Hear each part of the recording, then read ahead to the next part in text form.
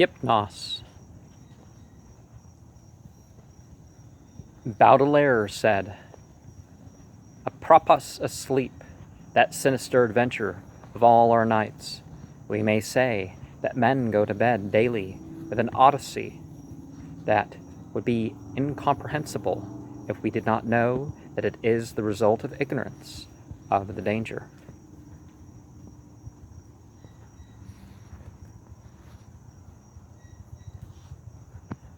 May the merciful God, if indeed there be such, guard those hours when no power of the will or drug of the cunning man devices can keep me from the chasm of sleep. Death is merciful, for there is no return therefrom, but with him who has come back out of the nethermost chambers of night, haggard and knowing, peace rests nevermore. Fool that I was to plunge with such unsanctioned frenzy into mysteries no man was meant to penetrate. Fool as God that he was, only my only friend, who led me and went before me, and who in the end passed into terrors which may yet be mine. Well, I changed that a little wrong, but considered himself to be a god anyways, treated himself as a god. We met, I recall, in a railway station, where he was the center of a crowd of the vulgarly curious. He was unconscious, having fallen in a kind of convulsion which imparted to his slight, black-clad body a strange rigidity.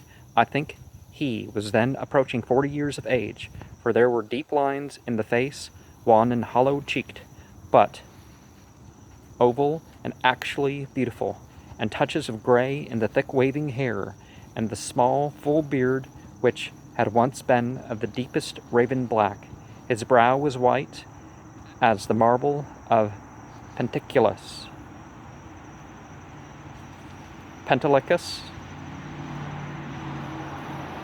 and of a height and breadth almost like what people consider gods. I said to myself, with all the ardor of a sculptor, that this man was a faun statue out of antique Hellas, dug from a temple's ruins, and brought somehow to life in our stifling age, only to feel the chill and pressure of devastating years. And when he opened his immense, sunken and wildly luminous black eyes, I knew he would be, thenceforth, my only friend. The only friend of one who had never possessed a friend before, for I saw that such eyes must have looked fully upon the grandeur and the terror of realms beyond normal consciousness and reality, realms which I had cherished in fancy, but vainly sought. So, as I drove the crowd away, I told him he must come home with me, and be my teacher and leader in unfathomed mysteries, and he assented without speaking a word. Afterward, I found that his voice was music, the music of deep viols and of crystalline spheres. We often talked in the night and in the day, when I chiseled busts of him and carved miniature heads in ivory to immortalize his different expressions. Of our studies, it is impossible to speak, since they held so slight a connection with anything of the world as living men conceive it. They were of that vaster and more appalling universe of dim entity and consciousness which lies deeper than matter, time, and space, and whose existence we suspect only in certain forms of sleep, those rare dreams beyond dreams which come never to common man, and but once or twice in the lifetime of imaginative men. Well, these things go beyond imagination, if you know what I mean. The cosmos of our waking knowledge, born from such an universe as a bubble is born from the pipe of a jester, touches it only as such a bubble may touch its sardonic source when sucked back by the jester's whim. Men of learning suspect it little and ignore it mostly. Wise men have interpreted dreams, and the entities have laughed. One man with oriental eyes has said that all time and space are relative, and men have laughed. But even that man with oriental eyes has done no more than suspect. I had wished and tried to do more than suspect, and my friend had tried and partly succeeded.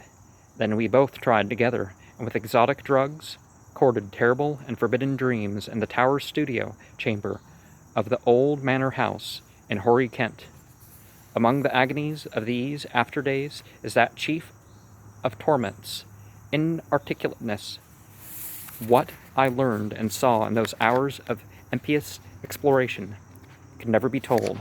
For want of symbols or suggestions in any language, I say this because, from first to last, our discoveries partook only of the nature of sensations, sensations correlated with no impression, which the nervous system of normal humanity is capable of receiving.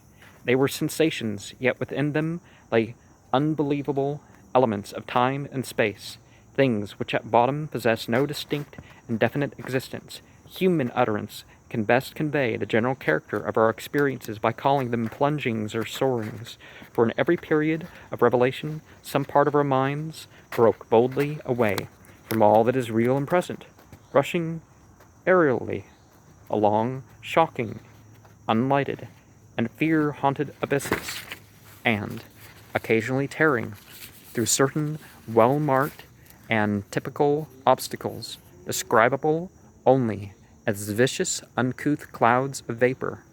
In these black and bodiless flights, we were sometimes alone and sometimes together. When we were together, my friend was always far ahead.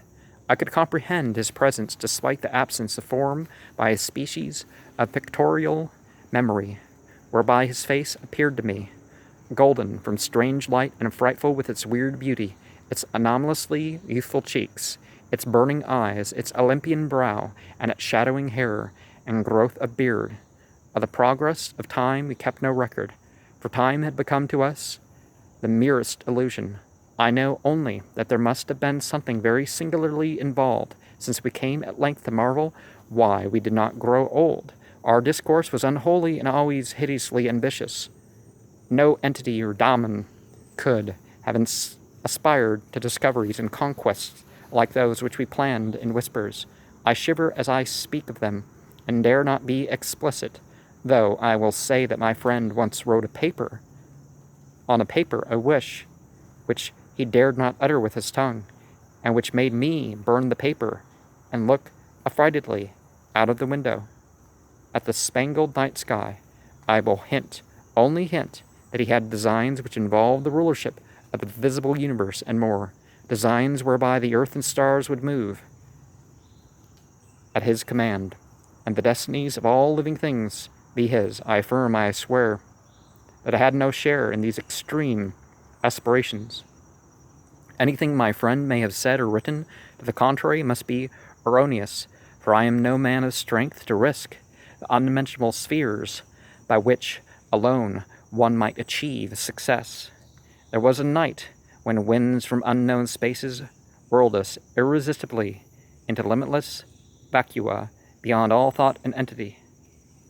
Perhaps perceptions of the most maddening, untransmittable sort thronged upon us, perceptions of infinity which at the time convulsed us with joy, yet which are now partially lost to my memory and partially incapable of presentation to others.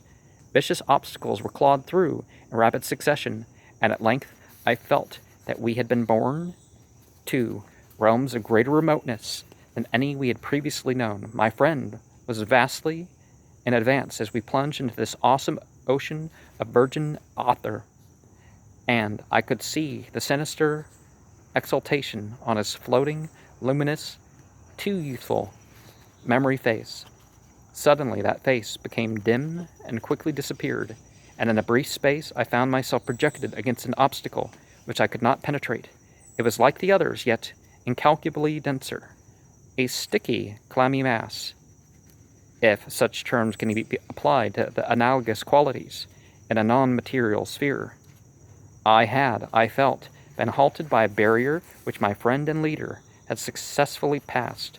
Struggling anew, I came to the end of the drug dream and opened my physical eyes to the tower studio, in whose opposite corner reclined the pallid and still unconscious form of my fellow dreamer. weirdly haggard and wildly beautiful as the moon shed gold-green light on his marble features. Then, after a short interval, the form in the corner stirred, and pitying heaven keep from my sight and sound another thing like that which took place before me. I cannot tell you how he shrieked, or what vistas of unvisitable hells gleamed for a second in the black eyes crazed with fright. I can only say that I fainted, and did not stir till himself recovered and shook me in his frenzy for someone to keep away the horror and desolation. That was the end of our voluntary searchings in the caverns of dream. Awed, shaken, and portentous, my friend who had been beyond the barrier warned me that we must never venture within those realms again. What he had seen he dared not tell me, but he said from his wisdom that we must sleep as little as possible, even if drugs were necessary to keep us awake. When's the last time you heard somebody on a meth binger where they stayed awake for days or a week or something? Or weeks, even some people. But it's like, oh, this was the greatest idea. No, it's like, well.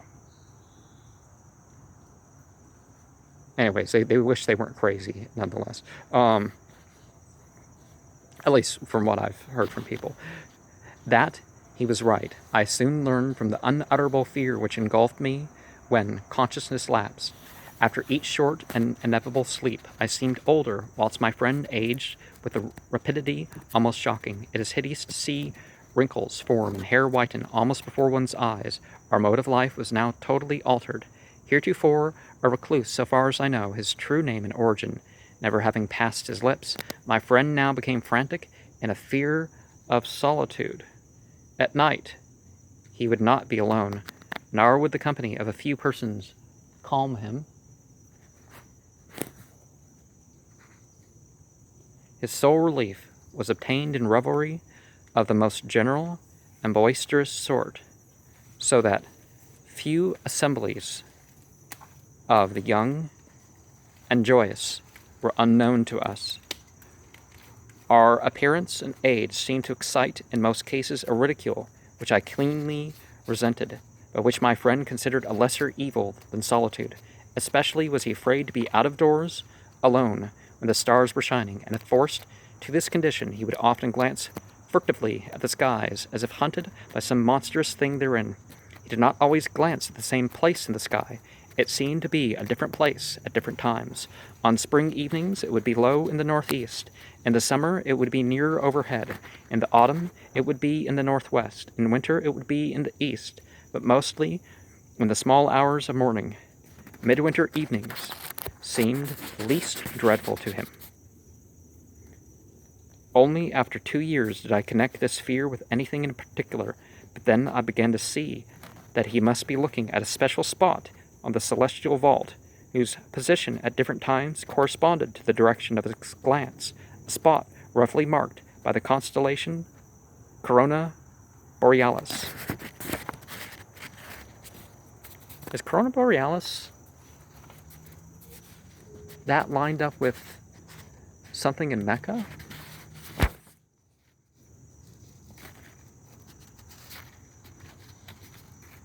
There's something other than the swan, but we now had a studio in London, never separating, but never discussing the days when we had sought to plumb the mysteries of the unreal world. And 10,500 BCE is a date where some of those alignments that I was talking about. We were aged and weak from our drugs, dissipations, and nervous overstrain, and the thinning hair and beard of my friend had become snow white. Our freedom from long sleep was surprising, for seldom did we succumb more than an hour or two at a time to the shadow, which had now grown so frightful a menace. Then came one January of fog and rain, when money ran low and drugs were hard to buy. My statues and ivory heads were all sold, and I had no means to purchase new materials or energy to fashion them. Even if I had possessed them, we suffered terribly, and on a certain night my friend sank into a deep breathing sleep from which I could not awaken him. Well, they're trying to keep awake with drugs. They're just withdrawing. I can recall the scene now, the desolate, pitch-black garret studio, under the eaves, with the rain beating down, the tickling of our lone clock, the fancied tickling of our watches as they ticking of our watches as they rested on the dressing table, the creaking of some swaying shutter at a remote part of the house, a certain distant city noises muffled by fog and space, and worst of all, the deep, steady, sinister breathing of my friend on the couch, a rhythmical breathing which seemed to measure moments of supernal fear and agony for his spirit as it wandered in spheres forbidden, unimagined, and hideously remote. The tension of my vigil became oppressive, and a wild train of trivial impressions and associations thronged through my almost unhinged mind. I heard a clock strike somewhere, not ours, for that was not a striking clock. And my morbid fancy found in this a new starting point for idle wanderings, clocks, time, space, infinity. And then my fancy reverted to the locale as I reflected that even now beyond the roof and the fog and the rain and the atmosphere, Corona Borealis was rising in the northeast. Corona Borealis, which my friend had appeared to dread, whose scintillant semicircle of stars, yeah, I think that's it, must now even be glowing, unseen through the measureless abysses of Author. All at once my feverishly sensitive ears seemed to detect a new and wholly distinct component in the soft medley of drug-magnified sounds, a low, damnably insistent whine from very far away, droning, clamoring, mocking, calling from the northeast. In my country, northeast is actually the direction towards Mecca, somewhere in the northeast. I don't know if that's the best direction for Hawaii, but it was not that distant whine which robbed me of my faculties and set upon my soul such a seal of fright as may never in life be removed. Not that which drew the shrieks and excited convulsions which caused lodgers and police to break down the door. It was not what I heard, but what I saw. For in that dark, locked, shuttered, and curtained room there appeared from the black northeast corner a shaft of horrible red gold light, a shaft which bore it with no glow to disperse the darkness which streamed only upon the recumbent head of the troubled sleeper, bringing out in hideous duplication the luminous and strangely youthful memory face as I had known it in dreams of abysmal space, unshackled time when my friend had pushed behind the barrier to those secret, innermost, and forbidden caves of nightmare. And as I looked, I beheld the head rise, the black liquid, and deep sunken eyes open in terror, and the thin shadowed lips part as if for a scream too frightful to be uttered. There dwelt in that ghastly, inflexible face, as it shone bodiless, luminous, and rejuvenated in the blackness, more of stark, teeming, brain-shattering fear than all the rest of heaven and earth has ever revealed to me. No word was spoken amidst the distant sound that grew nearer and nearer, but as I followed the memory face, his mad stare, along with the cursed shaft of light, to its source, the source whence also the whining came, I, too, saw for an instant what it saw, and fell with ringing ears in that fit of shrieking epilepsy which brought the lodgers and the police.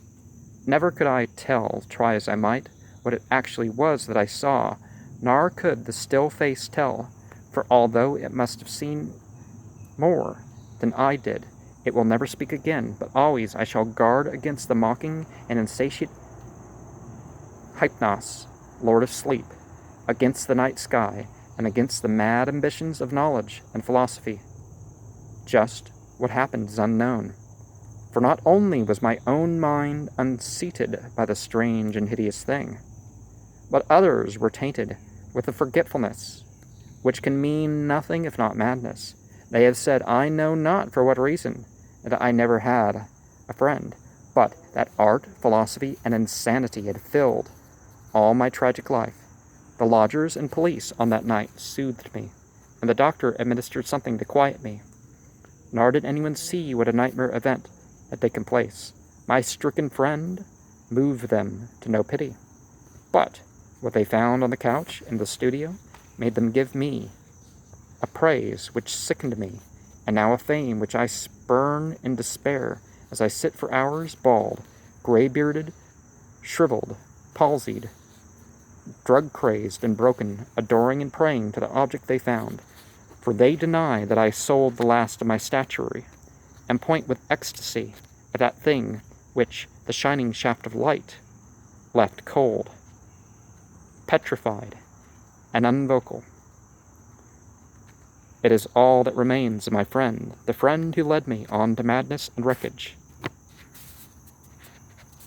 A head like what they consider to be a god, of such marble as only old Hellas could yield, young with the youth that is outside time, and with Eutychus' bearded face, curved, smiling lips, Olympian brow and dense locks, waving and poppy-crowned. They say that haunting memory face is modeled from my own, as it was at 25, but upon the marble base is carven a single name in the letters of Attica. Hypnos. And the Bible actually, obviously St. Paul and his, at least him, if not his buddies, were philosophers. But they kind of banned philosophy at that point. But it's not philosophy and knowledge that are the problems, it's what you do with knowledge. Philosophy is a method. So be wise.